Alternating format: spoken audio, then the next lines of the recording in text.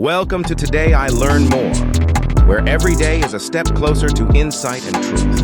Unearth hidden gems from biblical history, one story at a time. Today I Learn More. Your journey of discovery starts here. Subscribe now and never miss a revelation.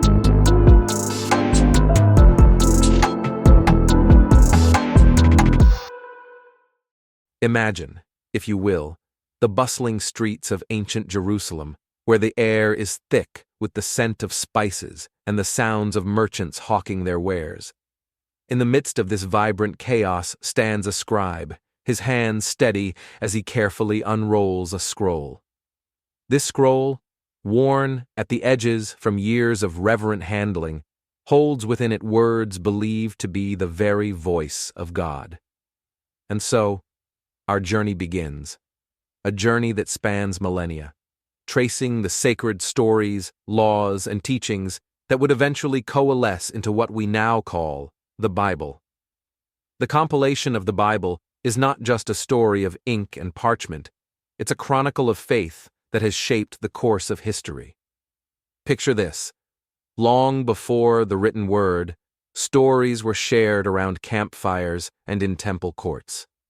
Elders recited the tales of creation, the great flood, and God's covenant with Abraham, passing these vital narratives down through generations. These stories were more than mere entertainment. They were the heartbeat of a community, safeguarding the identity and purpose of a people chosen by God. As time marched on, the need to preserve these oral traditions in writing became undeniable. Fast forward to the time of Moses, around the 15th to 13th centuries BC. Here we see the first sacred laws and narratives being etched into scrolls, forming what we now recognize as the Torah, the first 5 books of the Bible.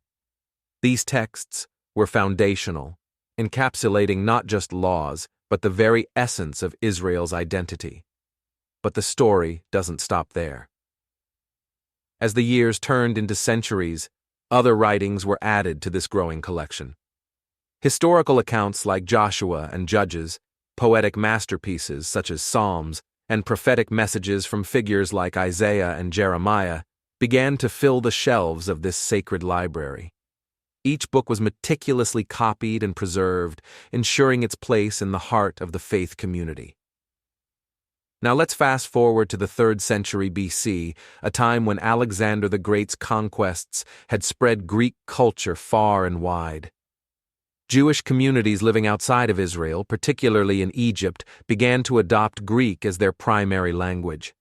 To bridge this gap, Jewish scholars in Alexandria took on the monumental task of translating the Hebrew scriptures into Greek.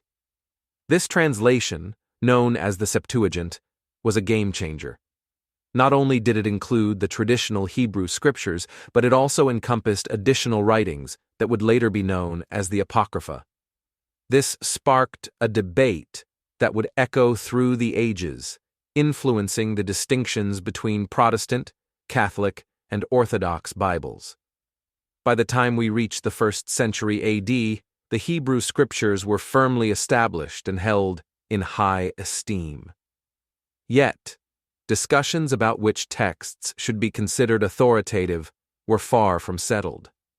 Imagine the early decades after Jesus' resurrection, where small groups of believers gathered in homes, sharing stories of Jesus and reading letters from Paul.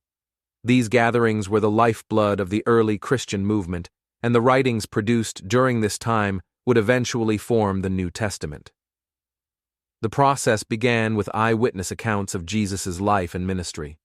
The Gospels, Matthew, Mark, Luke, and John, were penned to preserve these testimonies for future generations. Meanwhile, letters from Paul, Peter, James, and John offered guidance and encouragement to the burgeoning church, addressing theological questions and practical issues that arose amidst persecution.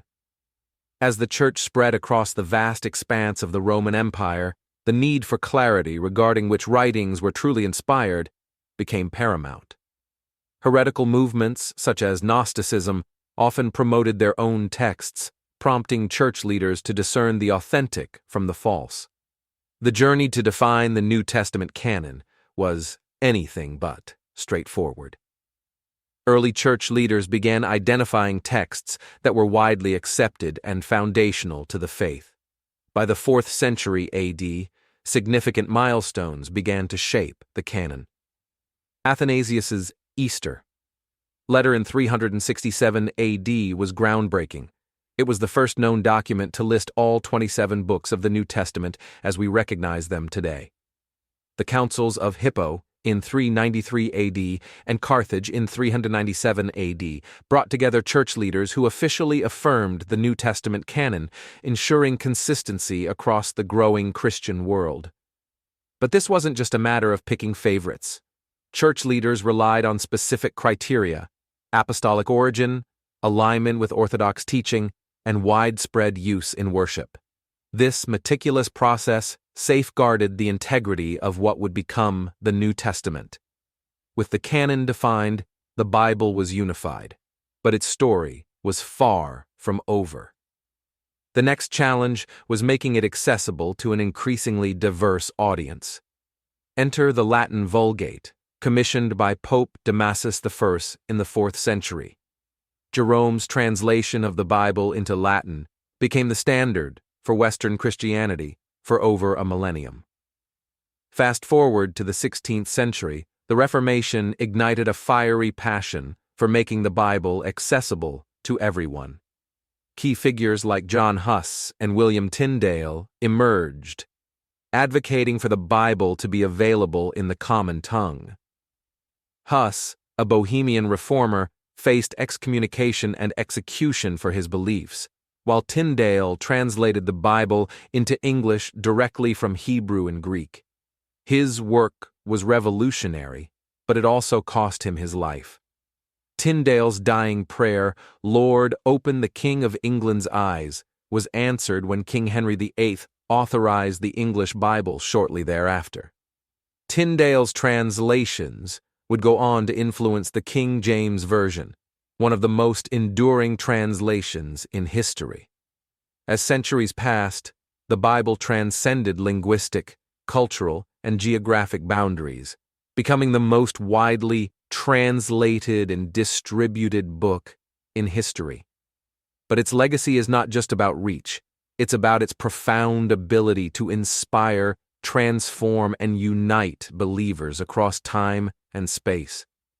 Today, as we hold the Bible in our hands, we often remain blissfully unaware of the incredible journey it took to reach us. Its compilation was guided by divine providence, shaped by human devotion, and advanced through the courage of martyrs. Each book tells its own unique story, yet together they weave a grand narrative of God's love and redemption. So, as you delve into its pages, remember the rich history woven into each line. This is more than a historical artifact. It's a living testament to God's faithfulness, a sacred trust handed down through generations. And now, it's our turn to carry that truth forward.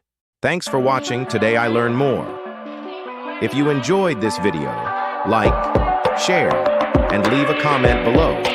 Don't forget to subscribe and hit the notification bell so you never miss a new discovery. Until next time, keep learning and uncovering the truth, one step at a time. Remember to like, share, and subscribe.